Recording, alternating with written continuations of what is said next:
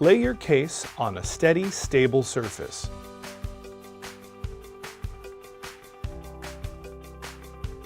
Find the reverse zipper running along the edge at the bottom of the case.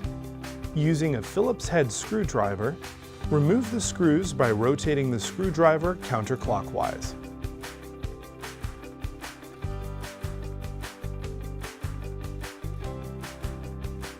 Remove the interior L-shaped bracket component that holds the foot in place.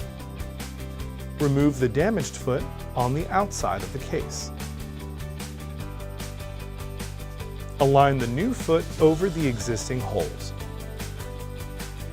Replace the inner L bracket with screws to secure into place.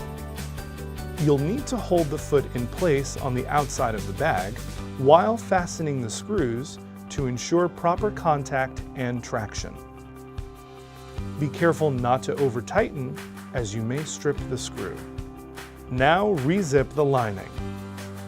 Your repair is now complete. Simple as that.